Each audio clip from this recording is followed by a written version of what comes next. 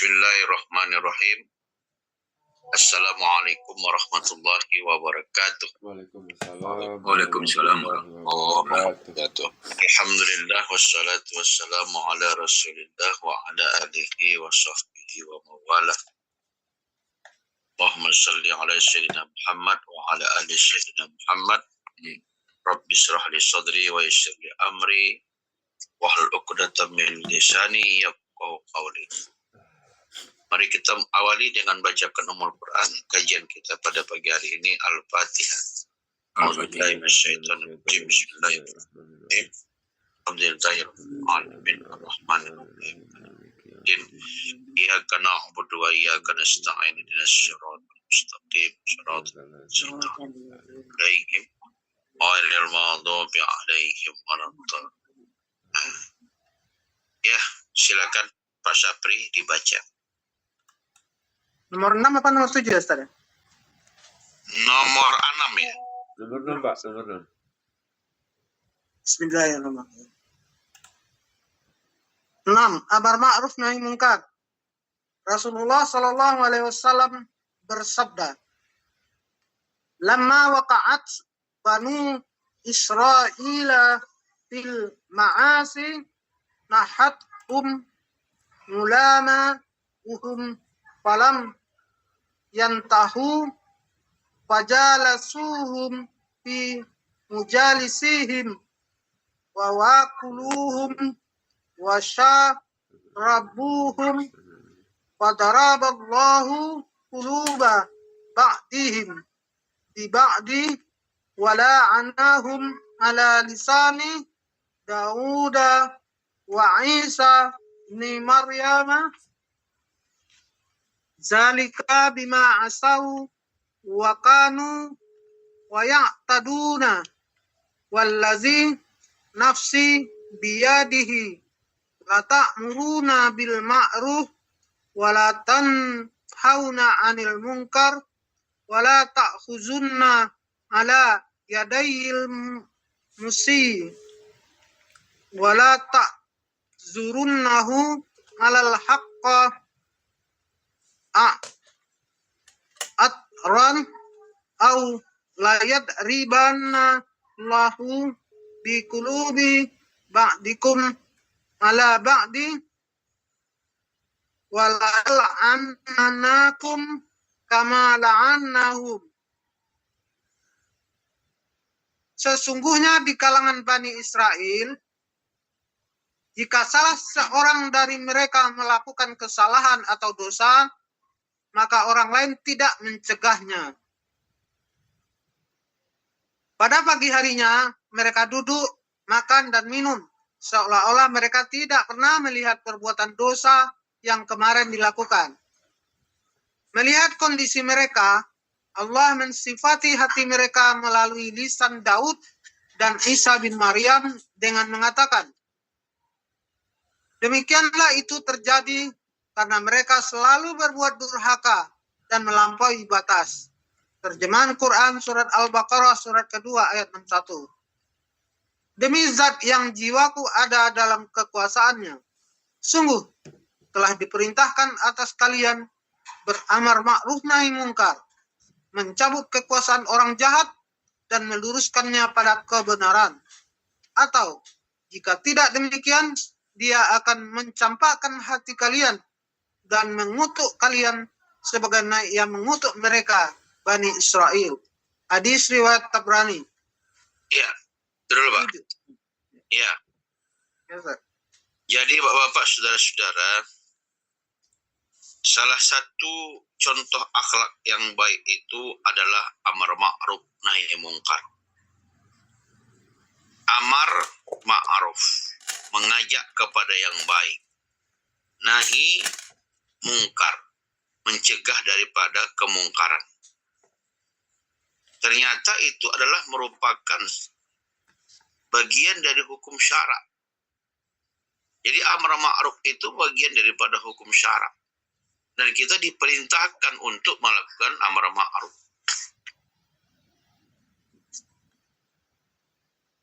Di dalam hadis ini, ya, bisa kita lihat lamma rafa'at banu Israel bil ma'asi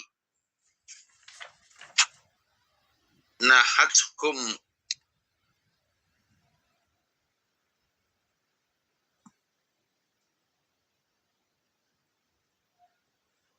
ulama wahum falam yantahu fajalasuhum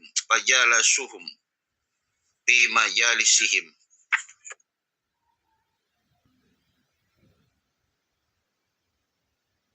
Jadi di kalangan Bani Israel itu, jika salah seorang dari mereka melakukan maksiat, ya, maka orang-orang lain tidak mencegahnya. Orang-orang lain tidak mencegahnya. Fajalasu, maka pada pagi harinya mereka duduk makan dan minum seolah-olah mereka tidak pernah melihat perbuatan dosa yang kemarin dilakukan. Itu orang Bani Israel. Ada dosa di situ, tapi seolah-olah mereka tidak pernah melihatnya. Ya, nggak pernah melihatnya. Seolah-olah nggak pernah mereka lihat. Melihat kondisi mereka, Allah mensimpati hati mereka itu melalui lisan Daud dan Isa bin Maryam mengatakan. Jadi dilihat yang seperti itu, wal ala lisani Daud, Daud wa Isa ibnu Maryam, melihat yang seperti itu, mengatakan demikianlah itu terjadi karena mereka selalu berbuat durhaka dan melampaui batas. Melampaui batas. Demi zat yang jiwaku ada dalam kekuasaannya, sesungguhnya telah diperintahkan atas kalian beramar ma'ruf nahi mungkar, mencabut kekuasaan orang jahat dan meluruskan pada kebenaran. Atau jika tidak demikian, dia akan mencampakkan hati kalian dan mengutuk kalian sebagaimana ia mengutuk mereka. Jadi hadis ini mengajarkan kepada kita bahwasanya ketika melihat satu kemungkaran dan kita berdiam dalam hal kemungkaran itu, maka itu ternyata bisa mematikan hati kita. Ya. Bisa mematikan hati. Dan ya, bisa mencempakkan hati. Itulah namanya kalau kita membiarkan kemungkaran. Jadi kalau kita tidak mau melakukan amar ma'ruf nahi mungkar, maka kejahatan itu akan merajalela. Seperti yang kita sudah saksikan sekarang. Sekarang kejahatan itu sudah merajalela. Sudah merajalela. Sekarang ketika amar ma'ruf nahi mungkar tidak benar-benar ditegakkan, itu sudah merajalela. Coba kita lihat sekarang. Apa yang tidak ada kejahatan sekarang? Semua ada. Ada hari ini orang suka berbohong.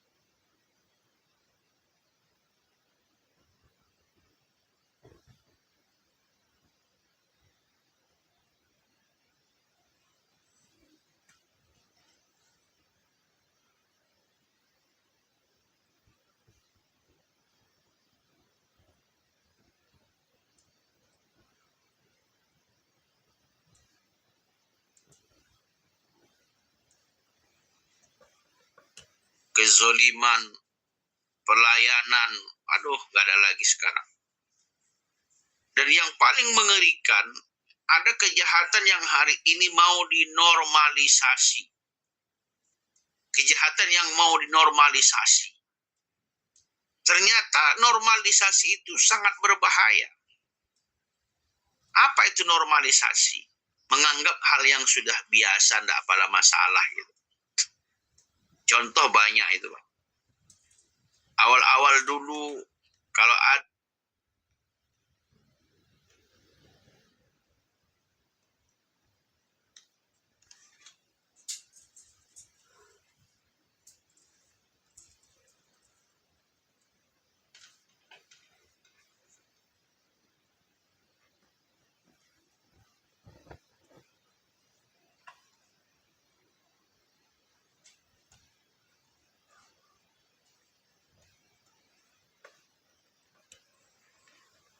dulu mungkin ada istilah dulu juga pacaran. Barangkali bapak-bapak dulu pernah pacaran. Itu sembunyi-sembunyi pacarannya. Nggak terang-terangan. Sekarang terang-terangan. Bahkan berani laki-lakinya datang ke rumah menjemput anaknya. Aduh, normalisasi namanya. Dulu orang yang berzina itu kalau ketahuan aib dan malu di tengah masyarakat. Sekarang udah buncit pun perutnya tetap juga dipestakan. Ini ada yang baru lagi, Pak. LGBT. Laki-laki dengan laki-laki, perempuan dengan perempuan. Dan orang hari ini sudah mulai menganggap, dan ini sudah lama perencanaan ini dibuat. Tapi kita nggak sadar. Salah satunya setiap tanggal 17-an. Setiap tanggal 17-an itu dibuatlah acara-acara yang menunjukkan acara-acara LGBT. Di antaranya, bapak-bapak disuruh main. Pakai daster bapak-bapak itu disuruh main bola. Bayangkan itu. Dan orang yang nontonnya ketawa itu. Dan perempuannya disuruh pakai pakaian laki-laki. Perempuannya suruh manjat pinang. Yang nontonnya juga bapak-bapak. Ini, Pak. Makanya mereka tawarkan bagaimana agar bisa disahkan laki-laki menikah dengan laki-laki. Di dunia ini sudah 36 negara yang mensahkan laki-laki nikah dengan laki-laki, perempuan nikah dengan perempuan. Yang pertama kali dulu di Belanda tahun 2001 ya. 2001. Di Asia baru di Taiwan ya. Di Taiwan sudah mensahkan undang-undang boleh menikah laki-laki dengan laki-laki, perempuan dengan perempuan. Di Indonesia sudah mulai mereka arahkan bagaimana itu disahkan. Mendukung bisa jadi sah itu undang-undangnya. Bisa jadi sah itu undang-undangnya. Apalagi sekarang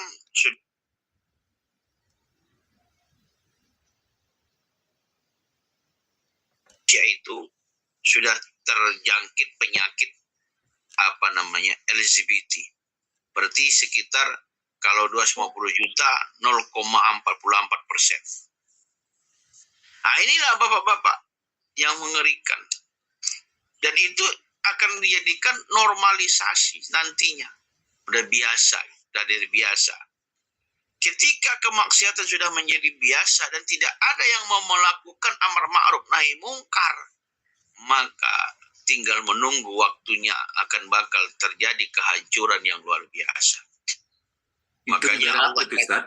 Yang LGBT berkembang dengan kabar itu, Allah katakan dalam Al-Quran itu, ya kan, wal takum minkum ummatun yad'una ilal khairi wa ya'muruna bil ma'ruf wa yanhauna 'anil munkar wa ulaika humul muflihun.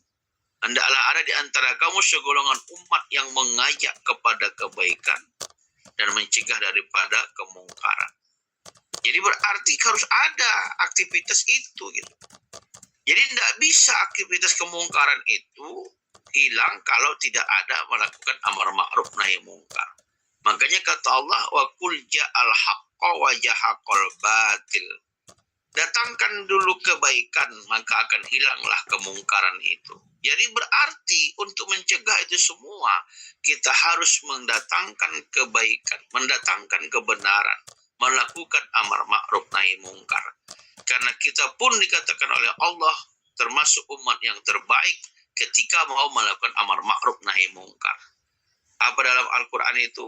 Kuntum khaira ummah ukhrijat linnas ta'muruna bil ma'ruf wa tanhauna 'anil munkar. Kamu adalah umat yang terbaik kata Allah. Ya, untuk mengajak kepada yang ma'ruf dan yang mungkar. Jadi berarti akhlak yang terbaik itu salah satunya adalah amar ma'ruf nahi mungkar. Ketika kita mendiamkan kemungkaran itu, seperti yang dikatakan Rasulullah, inilah dia nantinya akan terjadi. Karena Rasulullah mengatakan orang-orang terdahulu itu mereka tidak peduli dengan kemungkaran. Mereka duduk diam, minum kopi, makan pisang goreng, ya kan? Lantak kau di situ. Akhirnya apa yang terjadi? Kata Rasulullah SAW, kehancuran bagi mereka, termasuk hati-hati mereka juga itu. Nah, inilah yang dimaksud hadis itu. Baik, Bapak-bapak, saudara-saudara, mungkin ada sesuatu hal yang perlu untuk kita diskusikan, dipersilahkan.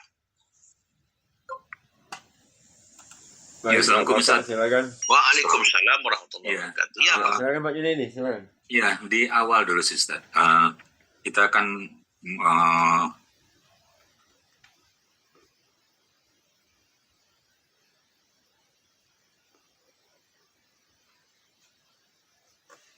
melakukan kesalahan, maka di antara mereka tidak mencegahnya. Artinya di kalangan Bani Israel itu dari dulu itu sudah ada tidak dijalankan amar ma'ruf nahi mungkar ini. Malah ini kan artinya kayak gini, Ustaz.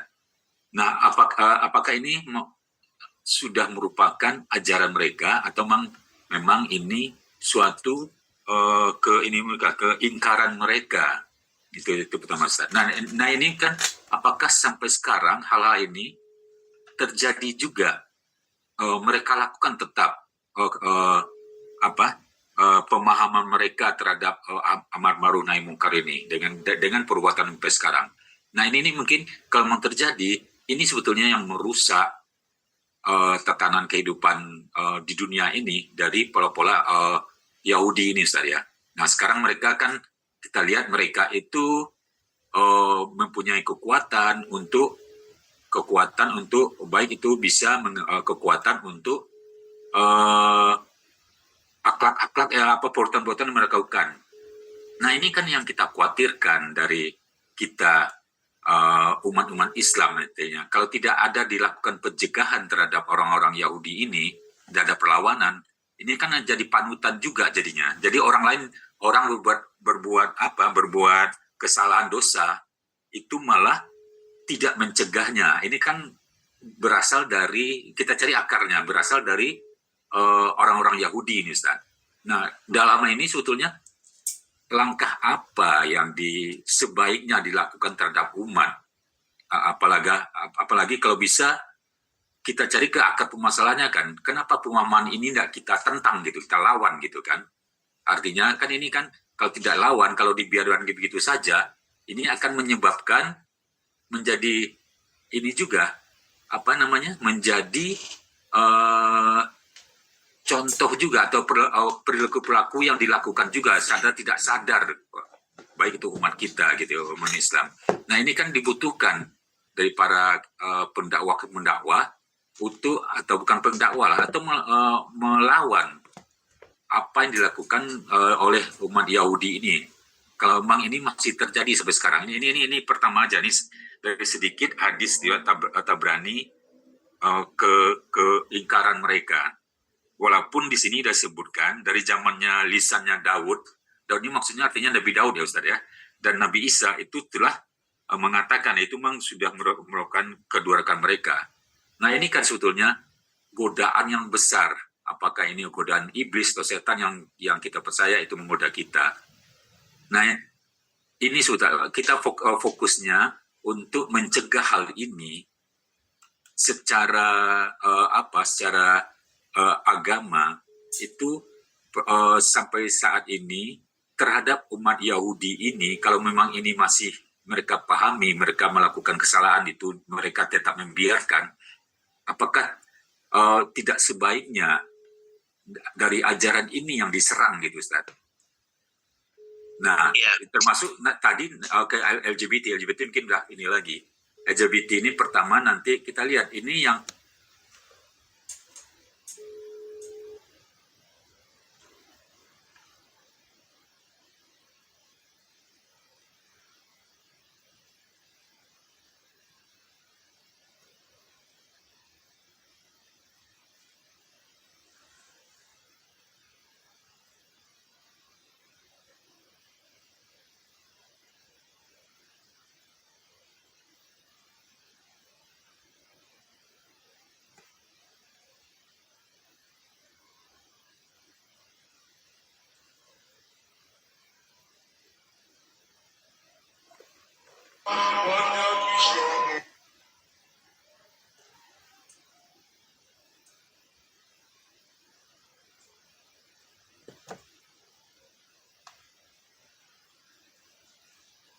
lebih betul-betul kita untuk mencegah amar ma'ruf nahi mungkar itu.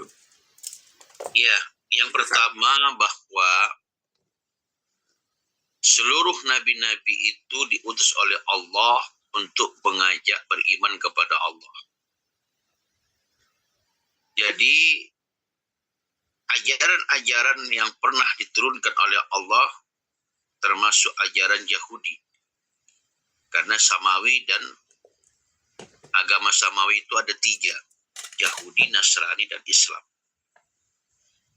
Semua nabi-nabi itu dulu diutus untuk amar ma'ruf nahi mungkar. Namun, ya mereka mengingkarinya. Sehingga mereka durhaka kepada Allah dan Nabi mereka. Alhamdulillah, diutusnya Rasulullah SAW, lalu amar ma'ruf nahi mungkar itu tegak dan cukup lama, sampai 1300 tahun lamanya. Jadi apakah sekarang juga mereka tidak melakukan amar ma'ruf nahi mungkar? Iya. Karena di dalam agama mereka hari ini, ya, yang sudah tidak diakui oleh Allah lagi, karena agama itu sudah mereka utak-atik, makanya mereka pisahkan agama dengan kehidupan. Itulah yang lahir dari sekuler.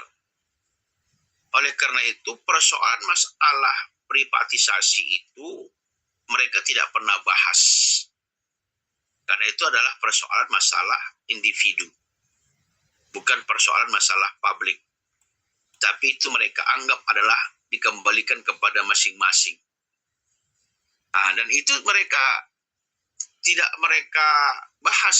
Akhirnya mereka biarkan sesuka hati orang mau berzina, mau LGBT, mau apa saja.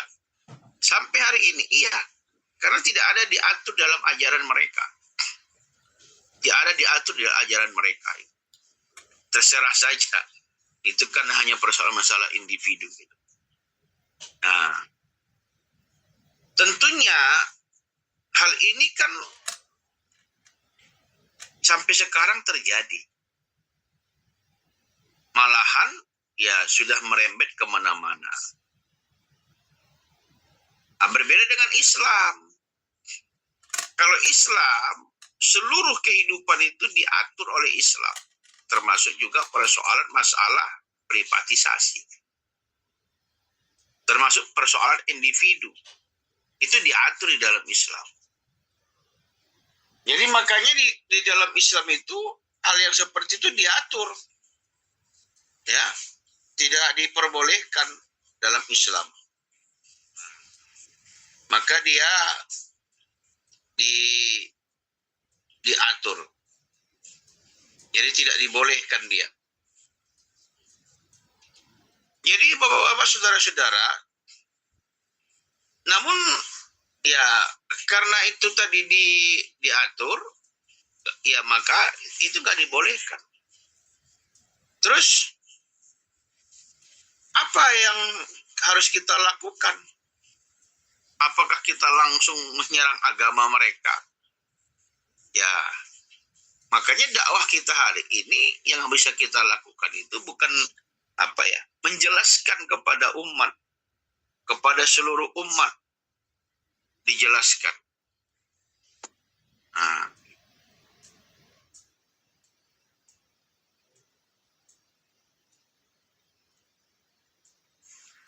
Suara Jadi- hilang, Ustaz. Ya. jadi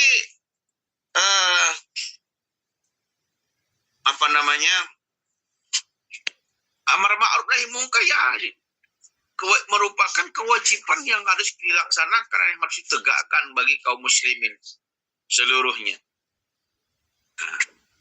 Jadi oleh karena itu berarti dakwah itu harus dilakukan sekarang bukan hanya kepada Yahudi, bukan hanya kepada Nasrani, tapi kepada seluruh manusia, bahkan termasuk kepada umat Islam. Nah, untuk menyampaikan dakwah itu. Kenapa? Karena hari ini ya itulah ya mereka sudah terindikasi kena daripada pemahaman tadi. Nah, bagaimana agar itu bisa tercabut sampai ke akar-akarnya? Ya, Islam mengajarkan, yaitu dengan menegakkan Islam. Itulah bisa tercabut itu sampai ke akar-akarnya. Gitu. Dan inilah yang dilakukan oleh Rasulullah SAW. Makanya contohnya begitu. Jadi tugas kita sekarang apa? Tugas kita ya melakukan amar ma'ruf nahi munkar kepada siapa saja. Pada orang Islam, pada orang Yahudi, kepada orang Nasrani, silahkan.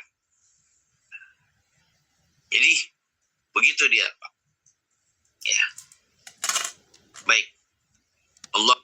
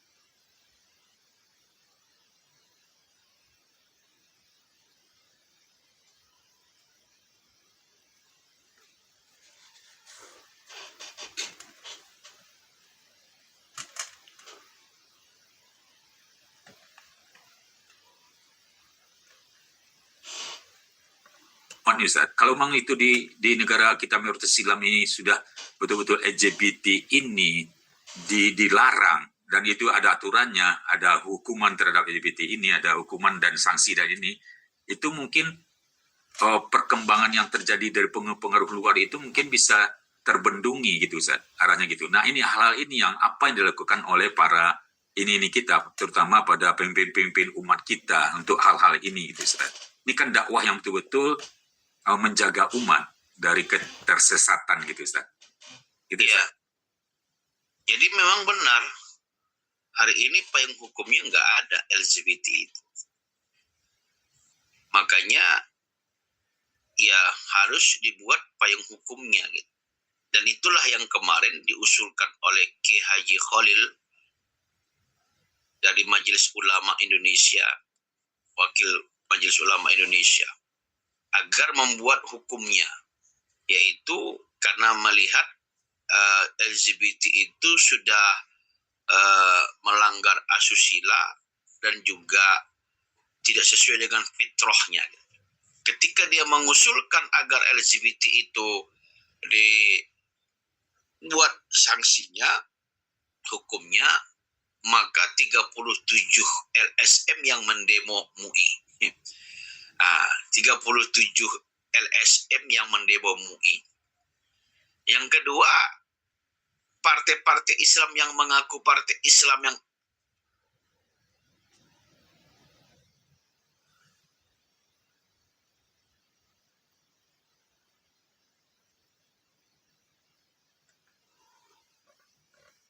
dari sisi pemerintahan tadi sangat lemah dalam mengurusi persoalan masalah ini.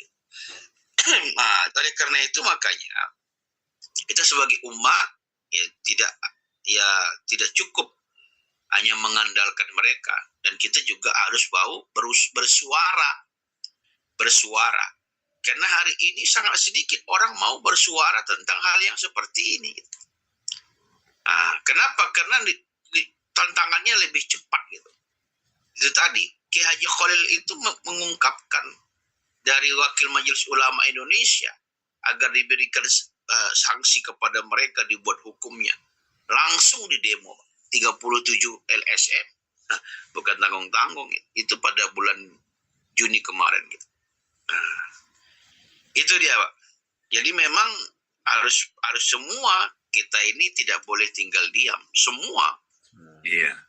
Karena sekarang ini kalau umpamanya hanya mengharapkan ya ulamanya, sekarang pun ulama pun tak jelas kan gitu, yang mana ulama gitu. Mengharapkan dari tokohnya pun tak jelas gitu. Ada yang mengaku-ngaku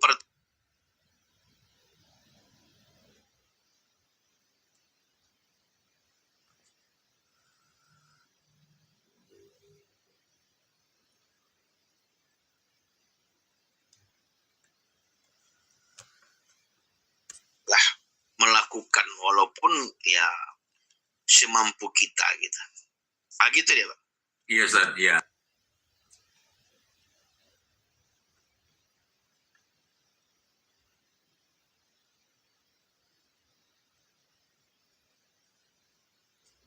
Seharusnya.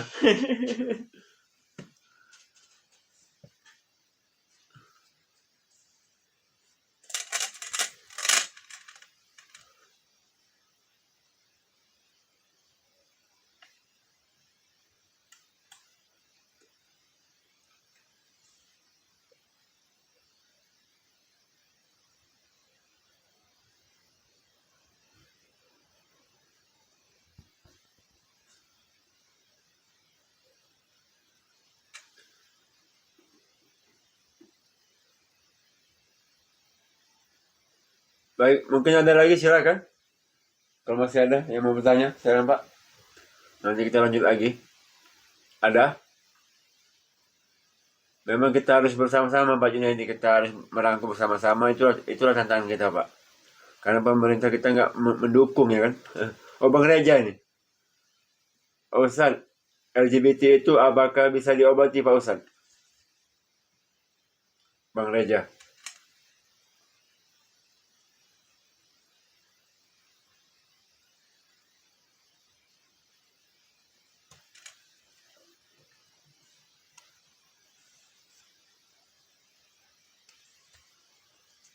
Betul. Oleh karena itu untuk menghilangkan LGBT itu harus menumbuhkan kesadaran gitu. Kesadaran. Jadi kalau umpamanya tidak ada kesadaran dia, ya nggak bisa. LGBT itu hanya berkaitan dengan psikologi aja. Tapi kebanyakan itu semuanya tergantung kepada pemikiran dia gitu. Makanya ya apa ya? Rasulullah Shallallahu Alaihi Wasallam itu kan mengajarkan kepada kita agar dari kecil itu hal-hal yang seperti itu dihindari. Kenapa masih ada LGBT bahkan sampai dari kaum Sodom itu kan? Ya karena kadang-kadang kan banyak lah, contoh lah umpamanya ya usahakan sekarang ini di luar ya, bahkan di pondok-pondok pesantren, bahkan kemarin kita juga nggak menyangka ada salah satu juri yang dari Mesir itu, siapa namanya itu, dia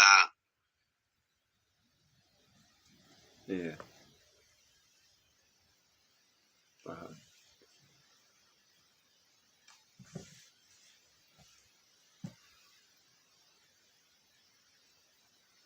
tapi kesempatan ada kan gitu. Betul. Nah, contoh umpamanya ini kan bisa terjadi kan karena sering bertemannya laki-laki dengan laki-laki umpamanya, tapi sudah melebihi batas gitu. Contohnya ya kadang tidur bareng, bahkan makanya dalam Islam itu tidur bareng itu nggak boleh dalam Islam, laki-laki dengan laki-laki. Maka dipisahkan, kalaupun satu kamar ya carilah tempat tidurnya. Jadi kalau bapak-bapak punya anak laki-laki 2, jangan tempat tidurnya sama gitu. Jadi dipisahkan, satu tempat tidur yang di atas, satu di bawah gitu kan. Walaupun mereka satu kamar. Yang kedua, jangan ada kesempatan mereka mandi berdua. Jangan, itu di dalam Islam dilarang mandi berdua. Dan bahkan dalam Islam itu dilarang melihat masing-masing kemaluannya, itu nggak boleh dalam Islam. Nah, jadi banyak sebenarnya Nabi kita itu mengajarkan kepada kita hal-hal yang dilarang tadi. Dilarang, diantaranya itu gitu.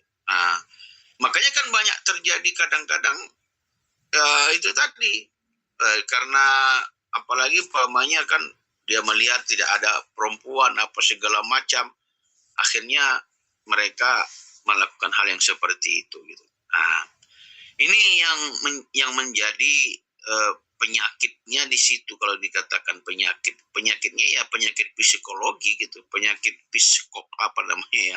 ya penyakit itulah pemikiran.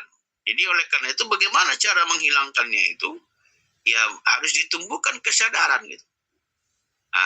Jadi kalau ditumbuh kesadaran ya kan banyak juga yang kita lihat orang-orang yang sudah ditumbuhkan kesadarannya kan bertaubat gitu. Malahan ada yang jadi perempuan ketika sudah dia sadar, dia akan kembali ingin jadi laki-laki. Ada yang sudah seperti itu. Contohnya umpamanya kita ingat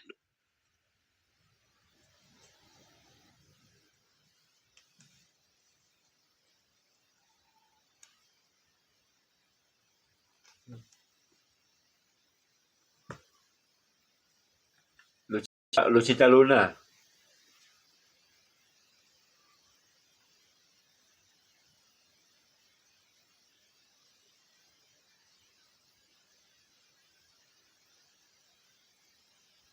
Sadar.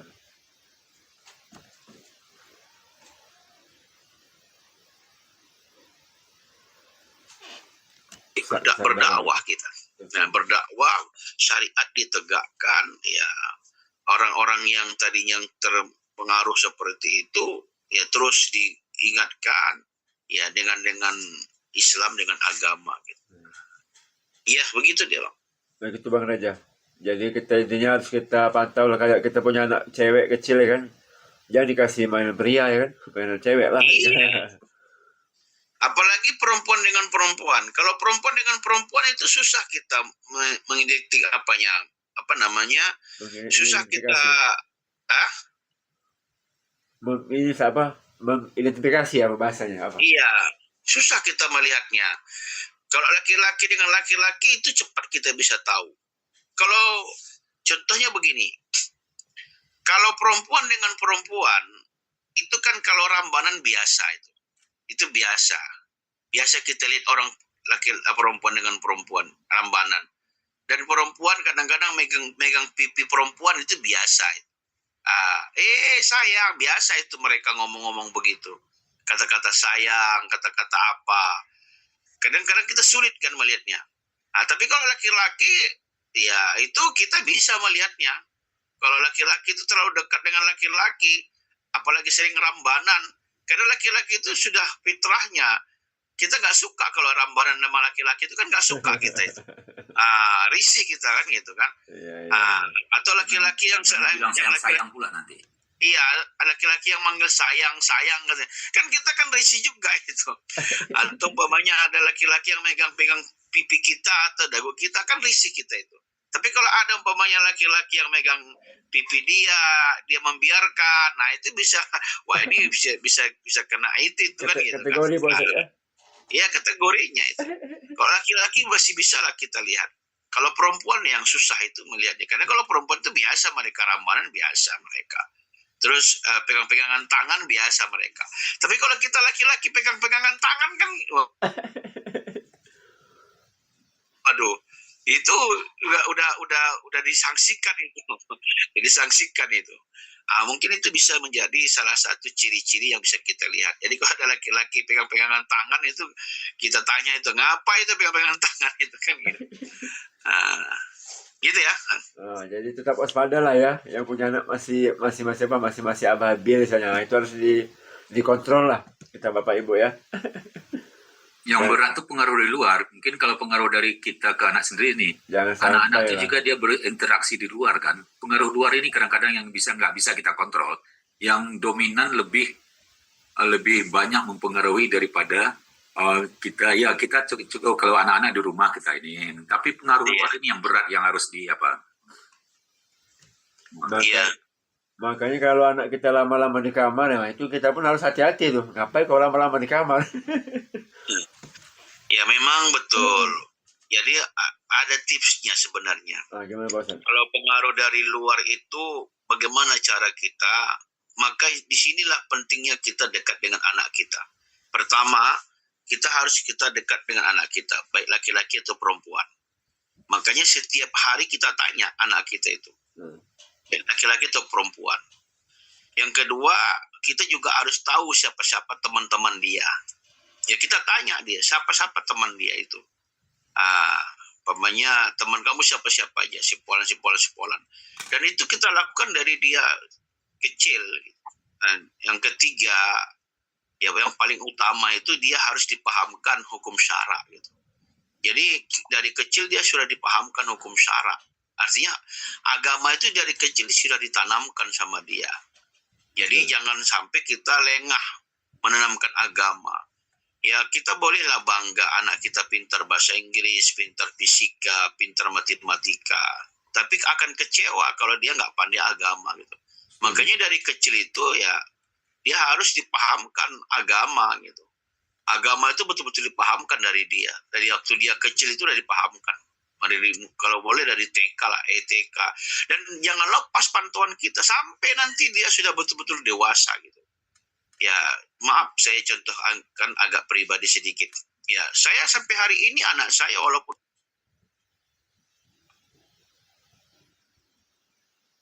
kok ngaji nggak gitu. Tetap sampai hari ini saya tanya. Kalau dia nggak halakoh, kenapa kok nggak halakoh saya bilang. Makanya anak saya itu dari SD kelas 3 udah halakoh. Anak saya SD dari kelas 3 udah halakoh, udah saya ajarkan agama, ada musyrifnya. Terus mereka sampai sekarang udah membahas kitab-kitab mereka itu. Walaupun sekolah mereka itu umum gitu ya. Walaupun sekolah mereka itu umum nggak ada masalah gitu. Itu penting supaya dia paham. Dan sampai hari ini kita juga harus telepon dia. Kemana dia? Kalau dia nggak pulang, umpamanya anak saya walaupun udah tamat kuliah itu, kalau jam 12 dia belum pulang, saya tanya, ini sudah jam 12, kenapa belum pulang? Oh ya Abi, ntar lagi pulang. Nanti kalau kamu pulang kasih tahu. Ya udah kasih taunya dia pulang. Akhirnya kita sampai hari ini saya tanya anak saya itu, siapa kawan kau? Sekolah. Ini yang paling Yang keempat, ya, ilmu itu harus diamalkan gitu. Amalkan, makanya kita harus tanya anak kita, umpamanya ibadahnya bagaimana gitu. Jangan kita takut sama anak kita gitu. Ibadahnya gimana?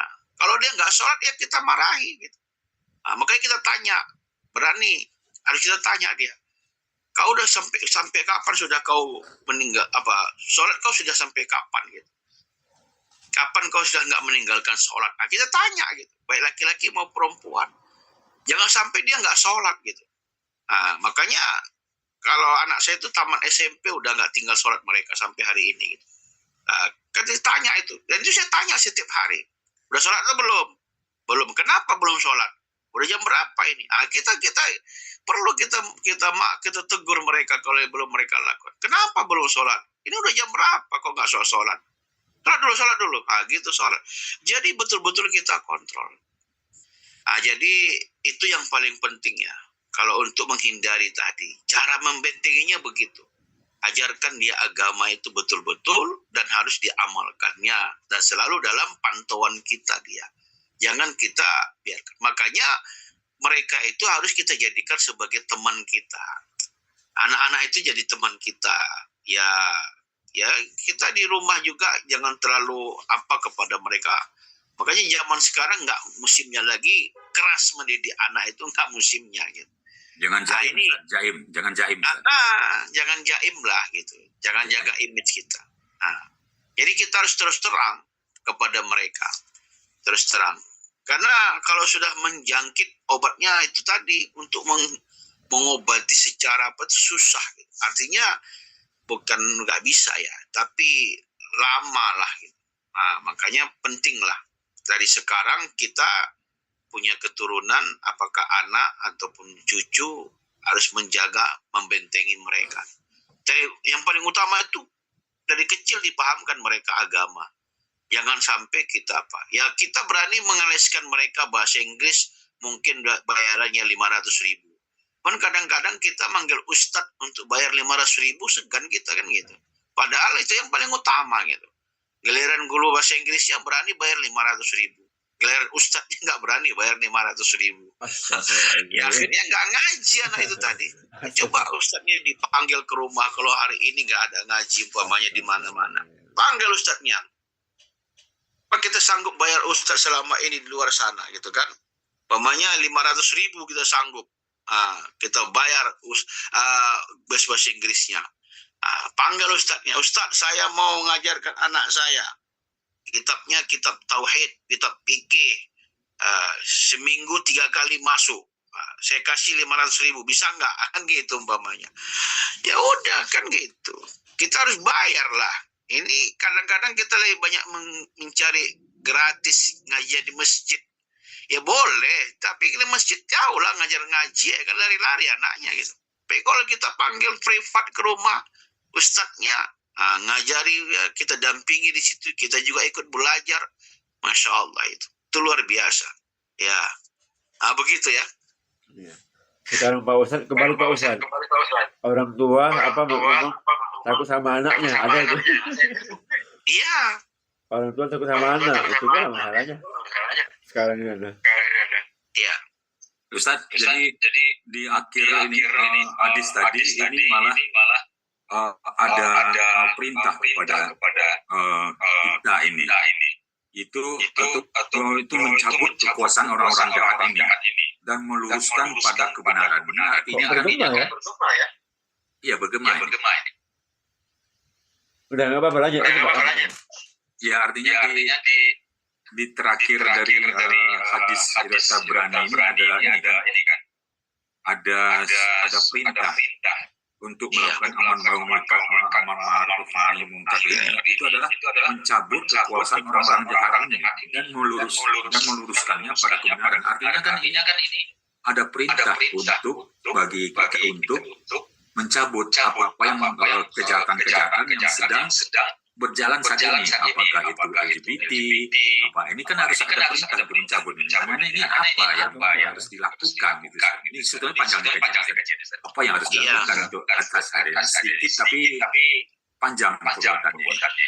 Iya, wajib Pak. dakwah yang harus kita lakukan. Jadi dakwah itu merupakan kewajiban, harus mencabut. Makanya kan kata Allah tadi, wa qul ja'al haqqa wa jahaqal batil. Katakan ya Muhammad, datangkanlah kebaikan, kebenaran itu, maka kebatilan itu akan hancur gitu. Jadi makanya hari ini tugas kita itu berdakwah. Itu yang kita lakukan agar itu tercabut gitu. Makanya dakwah itu nggak boleh berhenti. Tentunya dakwah yang kita lakukan itu pertama harus betul-betul dakwah, yaitu melakukan pembinaan gitu. Pembinaan. Makanya ngaji yang ngaji rutin yang betul-betul itu mengkaji yang harus dilakukan gitu. Contohnya seperti kita inilah di ngaji subuh ini. Ini kan ngaji betul-betul dia. Artinya kan sikit-sikit satu paragraf yang dibahaskan betul-betul kaji gitu. Ini yang membuat pemikiran kita itu bisa mendapatkan pemahaman gitu. Bukan artinya dakwah seperti yang dilakukan orang hari ini di masjid. Manggil ustadz, entah kemana-mana lari kajinya.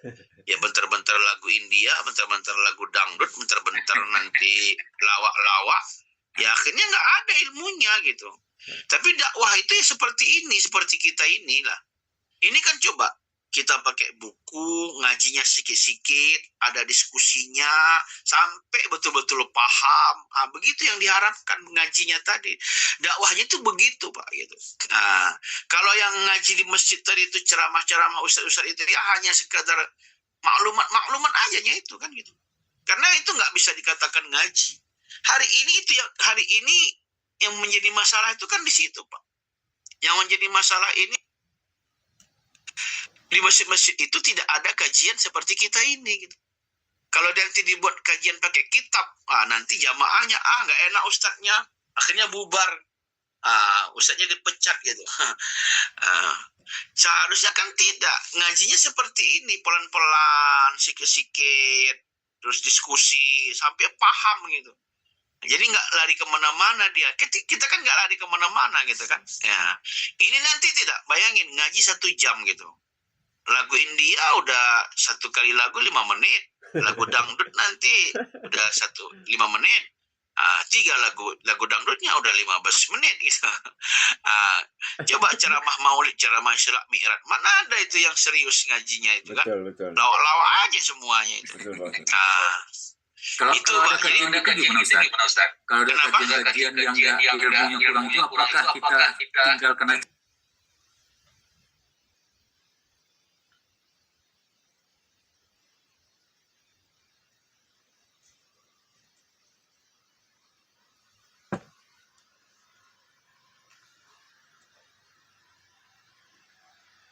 PKM.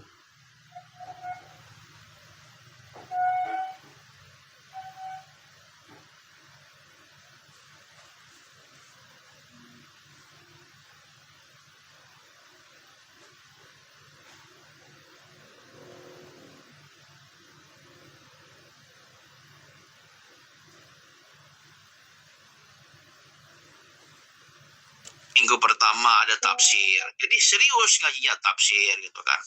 Ada minggu kedua kajiannya itu berupa kajian tauhid.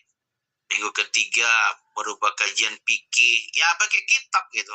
Minggu keempat berupa kajian tasawuf. Iya, artinya harus ada kitabnya gitu. Dan juga kita minta kepada ustadznya jangan lari kemana-mana ya ustadz, fokus ya gitu. Ini kadang-kadang kan tidak. Kalau kan orang kan memang itu tadi tantangannya, jamaahnya itu ya memang nggak mau banyak. Kalau lah ngaji begitu nggak mau banyak jamaahnya gitu. Benar ya itu Pak. Ya kita ini aja lah contohnya ngaji subuh ini ya. Coba di grup itu mungkin 60 orang ada ya. Yang hadir cuma 10 orang kan gitu kan. 12 orang. 12 orang gitu. Padahal di grup ada 60 orang. Itu entah untuk apa, entah jadi pajangan, entah jadi apa itu mereka di grup itu gitu. Tapi nggak mau ngaji, Pak. Dari mana mau paham Islam gitu? Gimana gitu? Padahal ini kesempatan gitu ya. Ngaji yang sudah dibuat aja seperti ini, yang sudah punya kesadaran aja nggak mau gitu. Gimana itu lagi coba? Alasannya kesibukannya itu macam-macam. Ya, kalau yang namanya sibuk itu matilah kita kan gitu. Masa waktu 1 jam nggak mau ngaji gitu. 1 jam aja ya nggak lama-lama. Kalau kecuali tadi sampai 5 jam. Ini 1 jam nggak bisa menyempatkan waktu gitu. Ini sudah terlalu namanya itu. Kalau di grup itu saya lihat 60 orang ada itu. Tapi nggak ada yang mau ngaji itu. Gimana itu coba? Alasannya sibuk. Apa sibuknya gitu? Masa ngaji sebentar aja nggak mau? Jadi gimana mau paham? Akhirnya ya nggak paham Islam itu. Nggak paham. Nah, jadi Pak itulah kita. Jadi makanya dakwah ini yang harus kita lakukan gitu kan. Tapi dakwah seperti ngaji betul-betul gitu. Kalau hanya sekedar ngaji ya tadi yang apa tadi itu ya sekarang kan orang hobinya kan itu tadi Pak ngaji.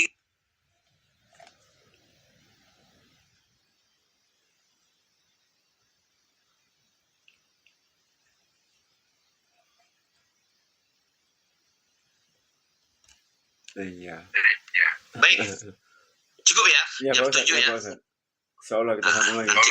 Iya. Iya. Pak Bakar nanti bikin aturan aja. 5 kali nggak ikut keluar dari grup. Bagus juga itu ya.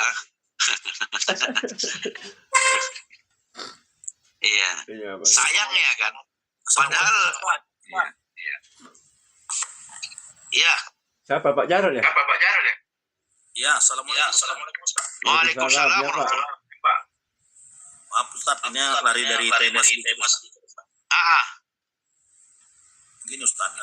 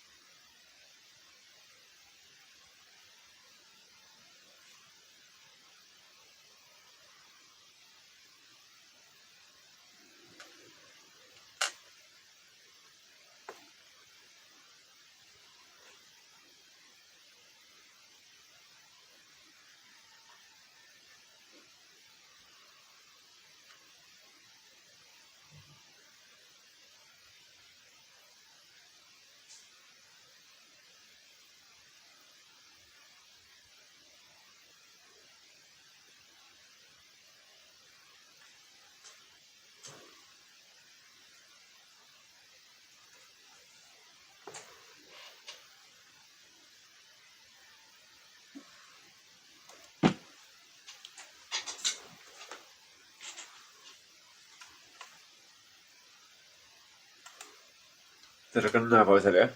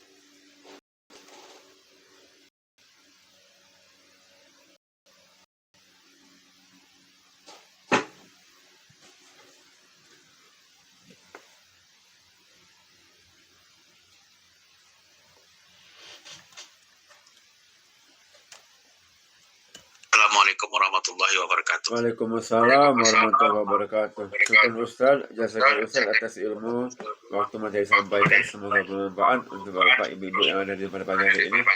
Semoga Ustaz diberi Allah kesehatan, dimudahkan segala urusannya, dilancarkan segala rezekinya. Amin. Dan juga semoga Bapak Ibu yang hadir dan sama-sama diberi Allah kesehatan ya. Yang masih sakit semoga cepat sembuh, yang masih punya utang semoga mudah untuk melunasinya, yang punya usaha semoga usahanya lancar. Yang punya apa Pak Suara Bapak double. Ya saya nggak tahu saya Pak apa nih. Dan juga semoga hari ini ya kita kerjakan mendapatkan keberkahan dari Allah Subhanahu wa taala. Amin ya rabbal alamin. Baik ya kita tutup dengan hamdalah. Alhamdulillahirabbil alamin. Alhamdulillahirabbil alamin. Subhanallah wa bihamdika asyhadu an la ilaha illa anta astaghfiruka wa atubu ilaik. Wabillahi hidayah. Wassalamualaikum warahmatullahi wabarakatuh. Syukur ya Pak Ustaz. Ya. Ya Pak Ustaz. Ya bergema ya. Waalaikumsalam warahmatullahi wabarakatuh. Ya syukur Pak Ustaz. Ya bergema tadi ya.